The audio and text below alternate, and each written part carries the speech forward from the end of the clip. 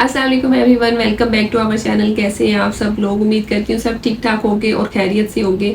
आज हम जिस टॉपिक के ऊपर बात करने वाले हैं उसकी मुझे जो है वो काफ़ी ज़्यादा क्वेश्चंस आ रहे थे उससे रिलेटेड, तो इसलिए मैंने सोचा इस पर वीडियो बना देती हूँ। और वो ये है कि आप अपनी प्रेगनेंसी की डिलीवरी डेट जो है वो कैसे कैलकुलेट कर सकते हैं। नॉर्मली अगर आपको पता भी होगा तो इसमें स्पेशल हम क्या बात करेंगे कि अगर आपके पीरियड्स रेगुलर है, इरेगुलर है, या फिर आपको अपनी साइकिल लेंथ नहीं पता है, या फिर आपने आईवीएफ करवाया है, तो इनके लिए कौन से ऐसे जेन्युइन मेथड्स हैं कि जिससे हमें एग्जैक्ट हमारी ड्यू डेट पता चल जाएगी। जो आप गलती करते हैं कि जिस दिन से हमारे पीरियड्स मिस हुए उसके अंदर हम ऐड कर लेंगे तो वो हमारी डिलीवरी डेट होगी, वो बिल्कुल गलत तरीका है। सही तरीके के लिए आपने इस वीडियो को कंप्लीट देखना है ताकि आपकी कंफ्यूजन दूर हो जाए। और चैनल को जो है सब्सक्राइब भी कर ले और बेल आइकन को लाजमी प्रेस कर लीजिएगा ताकि आपको टाइमली वीडियोस के नोटिफिकेशन मिलते रहे। So let's start the video. अब जी जो सबसे पहला मेथड है वो हमारा है लास्ट मंथ पीरियड्स डेट से हमने किस तरह जो है वो कैलकुलेट करना है।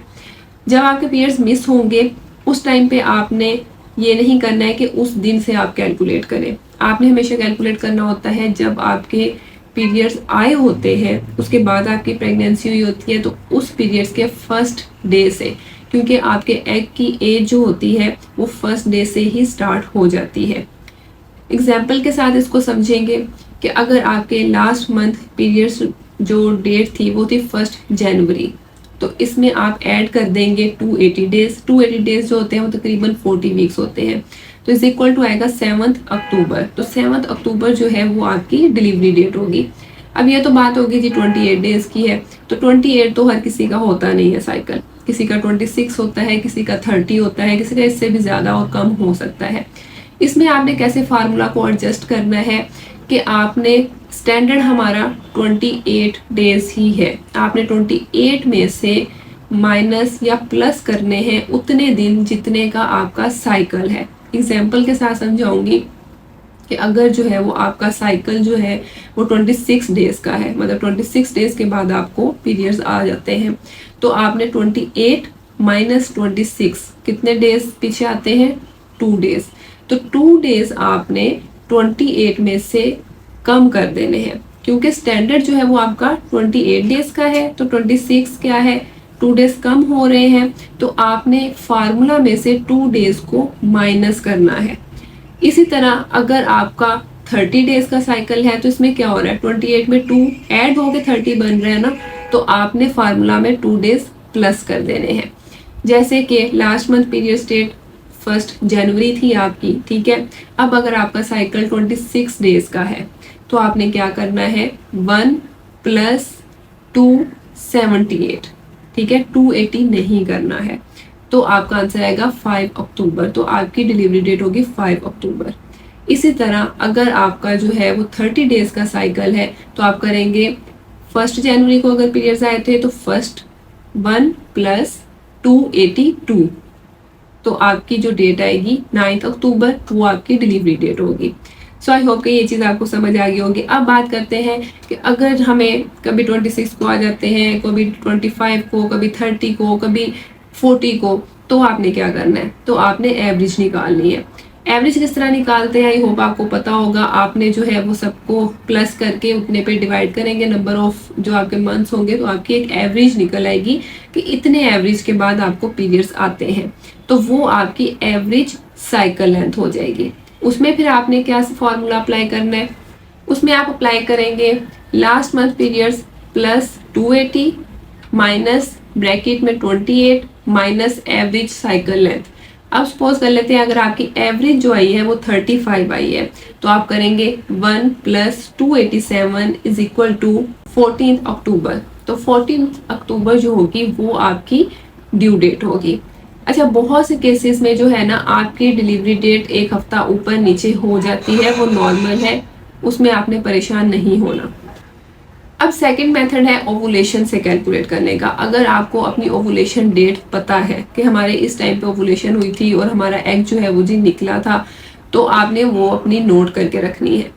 ओवुलेशन डेट में अगर आप 266 ऐड करेंगे जो कि तकरीबन बनते हैं 38 वीक्स, तो आपकी एग्जैक्ट जो है वो डिलीवरी डेट आ जाएगी। जैसे कि अगर आपकी ओवुलेशन जो है वो 15 जनवरी को हुई थी, तो 15 plus 266 is equal to 7 October.